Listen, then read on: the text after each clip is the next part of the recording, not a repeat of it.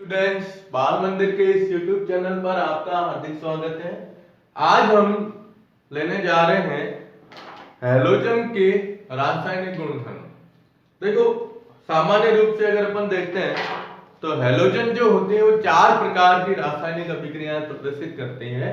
इसमें आज सबसे पहले शुरुआत करने जा रहे हैं, ये है नाभिक स्नेही प्रतिस्थापन अभिक्रियाएं। देखो क्या होती है। पहली प्रकार की अभिक्रियाएं एक के द्वारा हम इसे लेंगे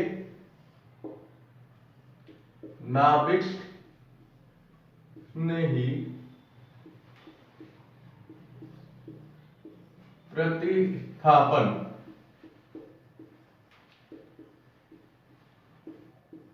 अभिक्रियाएं। ये अगर हम इसको शॉर्ट में लिखते हैं तो शॉर्ट के हिसाब से भी आपको याद रखनी है, इनको एसएन रिएक्शन कहा जाता है। एसएन एसएन मतलब यहां से शुरुआत करेंगे सब्स्टिट्यूशन न्यूक्लियोफिलिक रिएक्शन, ठीक है। और ये अभिक्रियाएं देखी जाए तो जो हमने पहले पढ़ा था ना, हैलोजन और कार्बन के बीच में जो बंध ध्रुवीय होता है विद्युत ऋणता में अंतर के कारण, तो उस ध्रुवीय प्रकृति के कारण ही इसमें इस प्रकार की अभिक्रियाएं प्रदर्शित की जाती है, एसएन रिएक्शन के नाम से जानी जाती है। देखो क्या होता है, तो पहले हम क्या करते हैं, इसकी परिभाषा ले लेते हैं, ठीक है ना। देखिए क्या होता है कि एल्किल हैलाइड से RH से जब हैलोजन का प्रतिस्थापन किसी नाभिक स्नेही, जिसे न्यूक्लियोफिलिक कहते हैं अपन, नाभिक स्नेही, और इसको प्रदर्शित किया जाता है NU माइनस के रूप में, ठीक है। नाभिक स्नेही द्वारा किया जाए तो इससे बनने वाले, इससे जो योगोत्पाद बनता है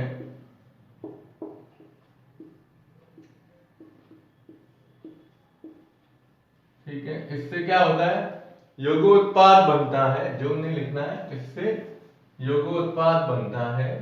तो यह क्रिया जो होती है क्या कहलाती है, एसएन क्रिया कहलाती है, एसएन क्रिया कहलाती है। वास्तव में ये प्रक्रिया क्या होती है, देखो आप, ये कह रहा है कि जब हैलोजन का प्रतिस्थापन किसी नाभिक स्नेही के द्वारा किया जाए। अब हमारे पास जैसे एल्किल हैलाइड है, ध्यान दीजिएगा, RH, ठीक है। होता क्या है कि हमें पता है इन दोनों में हैलोजन की विद्युत ऋणता ज्यादा है, ठीक है। तो हैलोजन इस बंध के इलेक्ट्रॉन को क्या करेगा, अपनी तरफ खींचेगा। जैसे ही हैलोजन अपनी तरफ खींचेगा तो इसके ऊपर माइनस और इसके ऊपर क्या आ जाएगा, प्लस आवेश आ जाता है, ठीक है। और इसमें क्या होगा, वैसे वास्तव में रिएक्शन तो दो पद में संपन्न होती है, लेकिन जनरली देखा जाए तो इसको यूं दर्शाएंगे कि ये एक नाभिक स्नेही है जो इससे जब क्रिया करता है तो यहां से ये बंध जैसे ही इलेक्ट्रॉन इधर गए, इसके ऊपर माइनस और इसके ऊपर प्लस आया, इसका मतलब ये बंध टूटेगा, और इस बंध के टूटते ही नाभिक स्नेही सीधा किसके साथ जुड़ता है, R यानी एल्किल समूह के साथ में जुड़ जाएगा, और एल्किल समूह से जुड़ के और सीधा यौगोत्पाद बनाता है, जिसे लिखते हैं RNU, और हैलोजन इसमें से क्या हो जाती है, अलग हो जाती है। ये एक क्या कहलाता है, यौगोत्पाद कहलाता है। तो अभिक्रिया होती क्या है, तो एक ही लाइन में अगर बताना चाहो तो एल्किल हैलाइड से हैलोजन का प्रतिस्थापन नाभिक स्नेही के द्वारा किया जाए तो वो नाभिक स्नेही प्रतिस्थापन अभिक्रियाएं कहलाती है। ठीक है, अब ये अभिक्रिया जो होती है, इस क्रिया को हम दो प्रकार से बांटते हैं, और वही हमें सबसे महत्वपूर्ण चीज ध्यान रखनी है। आज हम पहला प्रकार ले रहे हैं इसकी क्रिया विधि को समझने के लिए। ठीक है, तो आप पहले इसका स्क्रीनशॉट ले लो। ओके, अब देखिए अब अपन लेते हैं इसका पहला प्रकार। ठीक है, इसे कहते हैं SN1, नाम आएगा SN1 अभिक्रिया।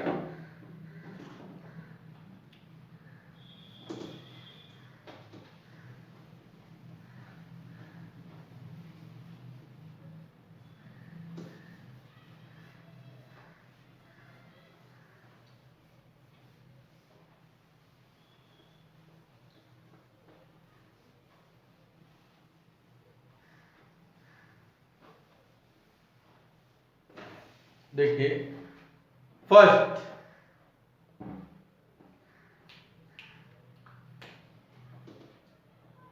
आती है अभिक्रिया जिसका नाम है एकाणुक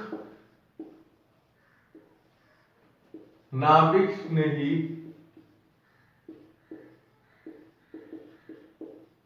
प्रतिस्थापन अभिक्रिया।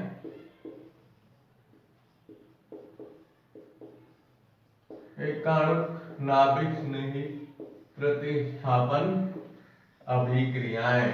ठीक है, और इसको लिखा जाता है SN1 रिएक्शन, SN1 अभिक्रिया। ठीक है, सबसे पहले आपको इसमें ये बताना है कि ये एकाणुक है, तो एक अणु रासायनिक अभिक्रिया जो होती है, तो इस क्रिया में क्या होता है, अभिक्रिया का जो वेग है वो केवल एक ही अणु की सांद्रता पर निर्भर करता है, और वो भी किसकी, एल्किल हैलाइड की। इसलिए इसे SN1 अभिक्रिया के नाम से जाना जाता है। ये अभिक्रिया दो पदों में संपन्न होती है। सबसे पहली चीज तो आप ये ध्यान रखिएगा कि यह क्रिया कितने दो पदों में संपन्न होती है। पहली चीज तो पहला पद हम लेते हैं, ध्यान से देखिएगा, प्रथम पद। ठीक है, ये है हमारे पास एल्किल हैलाइड। ठीक है, ये कहता है कि इस पद के अंदर पहले क्या होगा, विसमांश विखंडन की क्रिया होगी। ध्यान से सुनिएगा, विसमांश विखंडन तब होता है जब ऐसे अणु जुड़े हों आपस में जिसमें विद्युत ऋणता में अंतर हो। ठीक है, तो ये पद जो होता है ना, इसे हम मंद गति का पद कहते हैं। क्या कहते हैं, मंद गति का पद। ठीक है, और इसमें ये विसमांश विखंडन की क्रिया होगी, यानी ये बंध टूटेगा। ठीक है, और इस बंध के टूटने से ये इलेक्ट्रॉन हैलोजन के पास चले जाएंगे, जिससे इसके अंदर एक तो बनता है R+, जिसे कहते हैं कार्ब धनायन। क्या कहते हैं, कार्ब धनायन। ये एक मध्यवर्ती बना,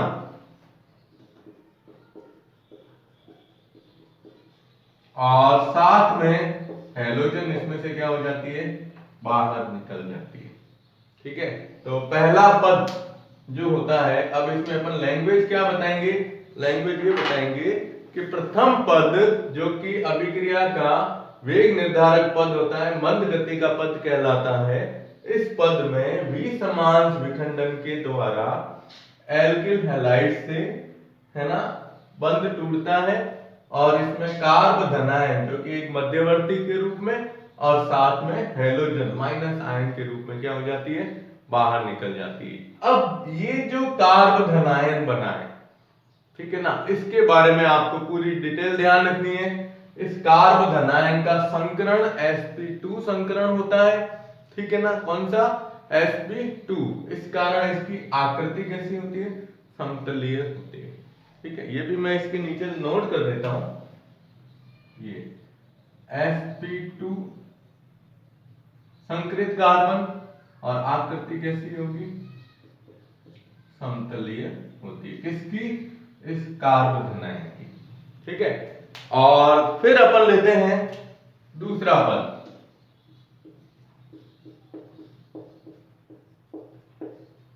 ठीक है, इसमें क्या होगा कि दूसरे पद के अंदर जो ये कार्बोधनायन है, ये कार्बोधनायन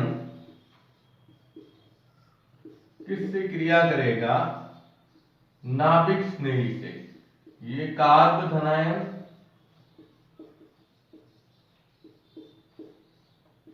और ये है नाभिक स्नेही। ये अब क्या कहलाएगा, तीव्र गति का पद।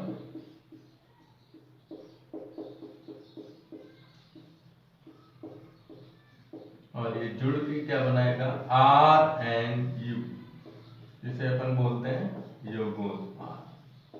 क्या बोलते हैं, योगोत्पाद बोलते हैं। ठीक है, तो देखो ये SN1 रिएक्शन में सेकेंड स्टेप क्या कहता है कि द्वितीय पद के अंदर जो ये कार्बोधनायन है, ये नाभिक स्नेही के साथ तीव्र गति से जुड़कर और मुख्य योगोत्पाद का क्या करता है, निर्माण करता है। अब आपको मैं इसके स्टेप बताता हूं वापस।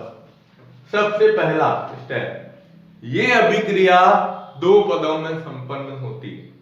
ये आपके सामने दो स्टेप आ गए। ठीक है, दूसरा स्टेप ध्यान से सुनिएगा।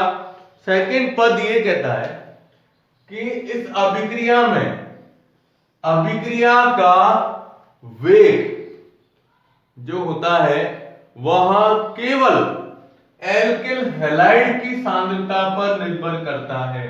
इसलिए इसे एकाणुक नाभिक स्नेही प्रतिस्थापन अभिक्रिया कहते हैं। ठीक है, अभिक्रिया का वेग अभिक्रिया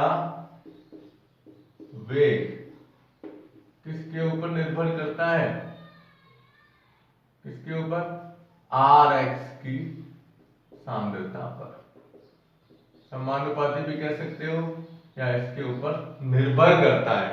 ठीक है ना, इसलिए ये कौन सी अभिक्रिया कहलाती है, एकाणुक नाभिक स्नेही प्रतिस्थापन अभिक्रिया कहलाती है। ये तो दो स्टेप हो गए।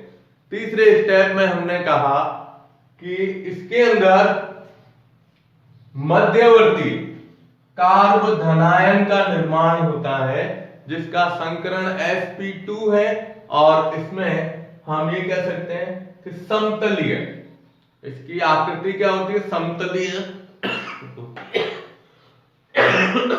ठीक है, आकृति समतलीय होती है। ये मध्यवर्ती संरचना इसके अंदर थी। ठीक है, तो आप इसका स्क्रीनशॉट ले लो।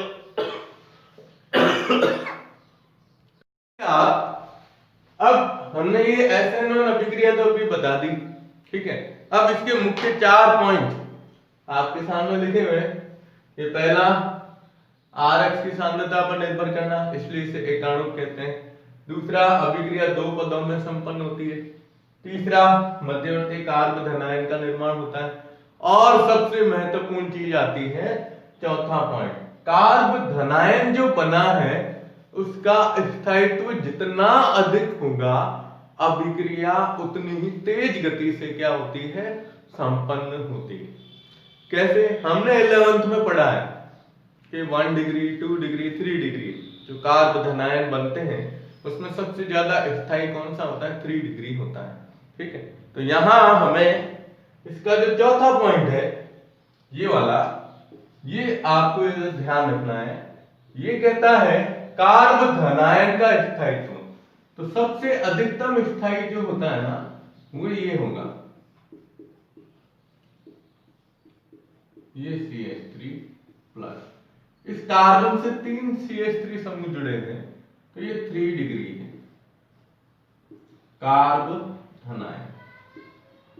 ठीक है, उसके बाद इससे कम हो जाएगा 2 डिग्री, तो 2 डिग्री में CH3 CH और CH3, ये आ गया 2 डिग्री।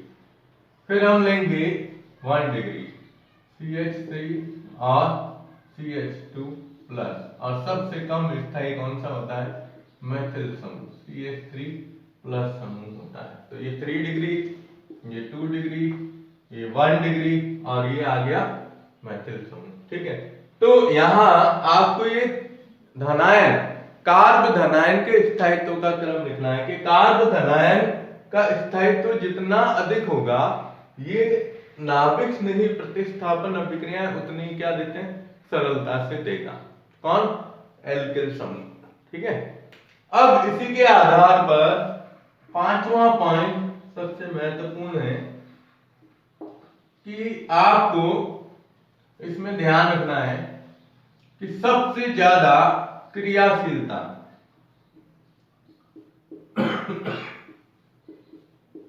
क्रियाशीलता का क्रम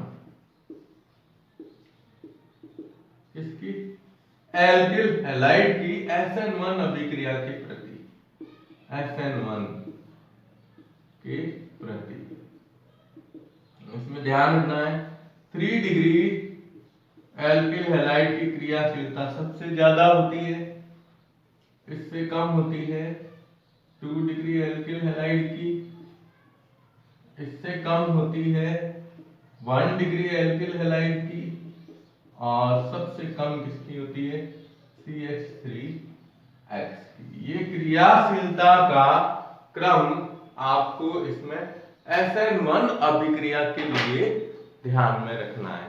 ठीक है, तो ये तो एक पहली अभिक्रिया हुई कि SN1 अभिक्रिया क्या है। अब अपन इसका एक एग्जाम्पल लेते हैं और उस एग्जाम्पल के द्वारा हम इन पदों को वापस एक बार रिपीट करेंगे। ठीक है, तो आप इसका स्क्रीनशॉट ले लो। ओके, अब देखिए आप, अब अपन इसका एग्जाम्पल लेते हैं SN1 का।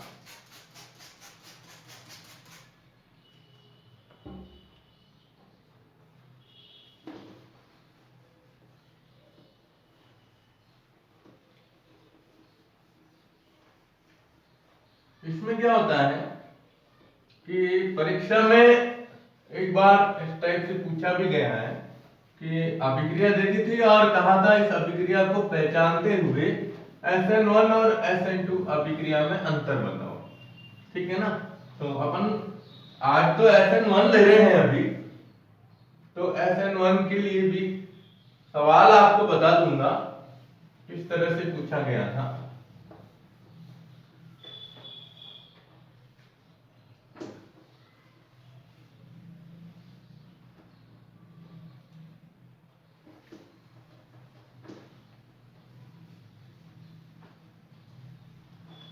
देखिए, आपको ये अभिक्रिया दी गई है, एग्जाम्पल देखिएगा। एग्जाम्पल दिया CH3C CH3 CH3 और इधर जैसे ले लिया Cl। ठीक है, और इसकी क्रिया करवा दी KOH से। बस ये एक सवाल दे दिया और कहा कि इस अभिक्रिया को पूरा करके पहले इसको पहचानो कौन सी क्रिया है और इसकी क्रियाविधि क्या होगी। ठीक है, अब आप इसको देख के सीधा ये देखो कि हैलोजन 1 डिग्री है या 3 डिग्री है। पहले तो कार्बन का देख लो आप, ये 3 डिग्री है तो 3 डिग्री होने का मतलब ये SN1 अभिक्रिया ही। ठीक है, अब पहले अपन इस क्रिया को पूरा करते हैं।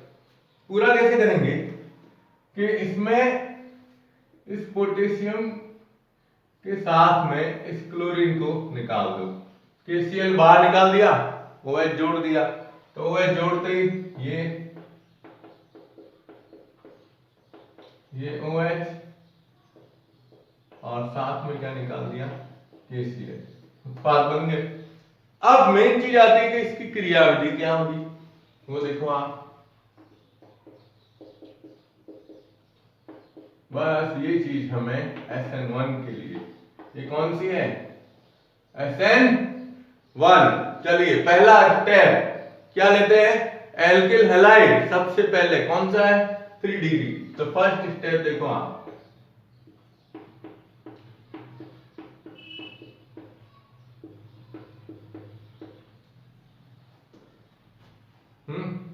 कुछ भूल गए अपन, चलो पहले उसको पूरा करते हैं। कुछ भूले हैं ना, तो भूले हैं तो वापस सही ट्रैक पे चलते हैं। पहले आप क्या करो, इस KOH को तोड़ो। क्रियाविधि ले रहे हैं ना अपन, तो क्रियाविधि में सबसे पहले KOH को आयनों में तोड़ दो। इसको बदल दो K+ और OH- में। ये OH- जो होता है ना, ये किसकी तरह व्यवहार करेगा, नाभिक स्नेही की तरह। ठीक है, अब आइए पहले स्टेप पे। अब पहला स्टेप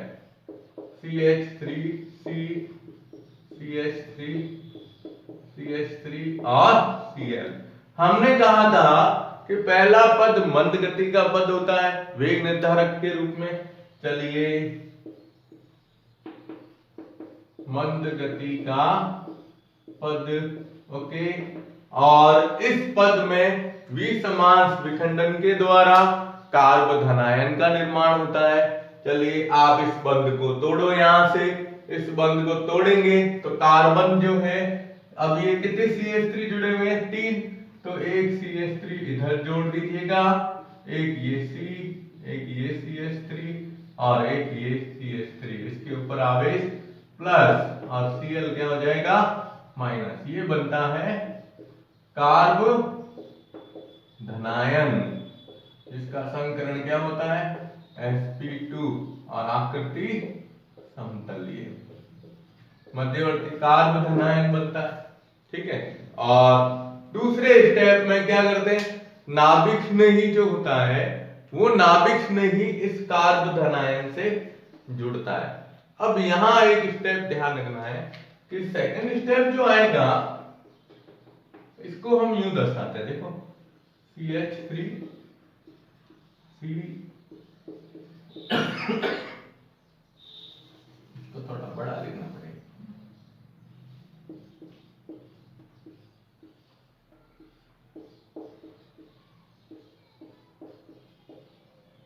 ये क्या है,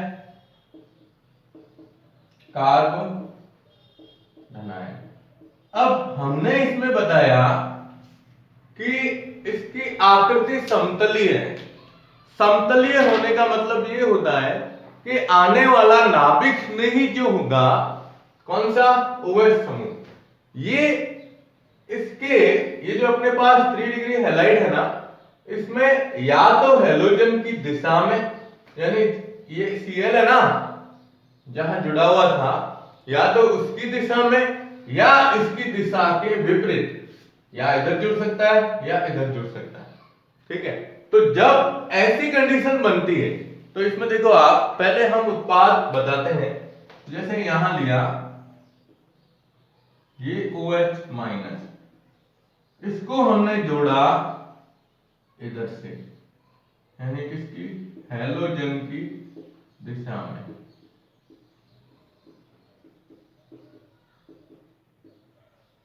अब आप इसको हैलोजन की दिशा में जोड़ो, यहां कौन सी, सॉरी इस तरफ। ठीक है, तो जब हैलोजन की दिशा में जोड़ते हैं तब ये उत्पाद यूं बनता है।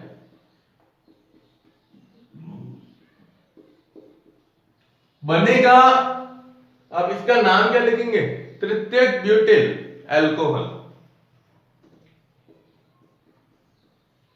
तृतीयक ब्यूटिल एल्कोहल। ये बना है जब देखो हैलोजन की दिशा में नाभिक स्नेही जुड़ रहा है। ठीक है, अब अपन क्या करते हैं, सेकंड स्थिति बताते हैं जब ये OH- इस दिशा में जुड़े, हैलोजन यहां है तो हैलोजन के विपरीत,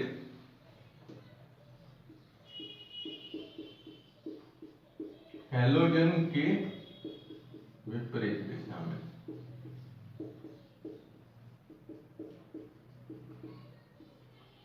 आप इसको जोड़ोगे तो CH3 CH3, ये CH3 इधर आ गया, हैलोजन इधर था, OH इधर आया। नाम तो यही है, कौन सा? तृतीयक ब्यूटिल एल्कोहल। तो ये क्यों हुआ ऐसा, इसका क्या कारण है? और ये सेकंड पद है ना, ये तो प्रथम पद मंद गति का था और ये तीव्र गति। ये इसलिए बताया है कि इसमें कार्ब धनायन जो होता है, कार्ब धनायन की अगर अपन देखते हैं संरचना जो होती है वो समतलीय होती है, और समतलीय होने के कारण ये नाभिक नहीं इसके किसी भी दिशा में जुड़ सकता है। अगर ये हैलोजन की दिशा में जुड़ता है तो इसे डी रूप कहा जाता है। कौन सा? डी रूप। आपको याद हो तो हमने जब पहला इसमें टॉपिक शुरू किया था त्रिविम रसायन, उस त्रिविम रसायन के अंदर मैंने ये अभिक्रिया समझाई थी। उसमें कहा था कि इसमें जब SN1 रिएक्शन लेते हैं तो एक रेसेमिक मिश्रण बनता है। रेसेमिक मिश्रण का मतलब होता है कि अभिक्रिया के अंदर अगर उत्पाद जो होता है, अब इसमें 50% संभावना डी रूप की बन रही है और यहाँ हैलोजन के विपरीत है तो ये कौन सा रूप बनता है? स्मॉल एल रूप बनता है। तो डी और एल यानी 50% ये और 50% एल रूप की संभावना बन रही है, तो इसके कारण इसमें जो उत्पाद बन रहा है वो रेसेमिक मिश्रण के रूप में प्राप्त होता है। ठीक है ना? तो यहां ये ध्यान रखना है कि SN1 का ये जो उदाहरण दिया गया है, इसमें अब हैलोजन में क्लोरीन के स्थान पर ब्रोमीन भी दे सकते हैं। ठीक है, अब यहां से हैलोजन हटी और देखो तो ये दो पद ये हो गए, और तीसरे पद में क्या होगा कि जो पोटेशियम है ये हैलोजन है, तो ये K+ और Cl- मिलके क्या बना देंगे? KCl का निर्माण करते हैं। वो लास्ट में होता है जब यहाँ अपन अगले स्टेप में लेते हैं तब। ठीक है ना? तो ये SN1 रिएक्शन है, इसको नोट कर दीजिएगा कॉपी में, अच्छी तरीके से पढ़ लेना। बहुत महत्वपूर्ण अभिक्रिया है, स्पेशली SN1 SN2 में अंतर पूछा जाता है। ठीक है, तो आप इसका स्क्रीनशॉट ले लो। ओके, तो नेक्स्ट वीडियो में हम लेंगे SN2 अभिक्रिया। ठीक है, जिसे कहते हैं द्विअणुक नाभिक स्नेही प्रतिस्थापन अभिक्रिया। धन्यवाद।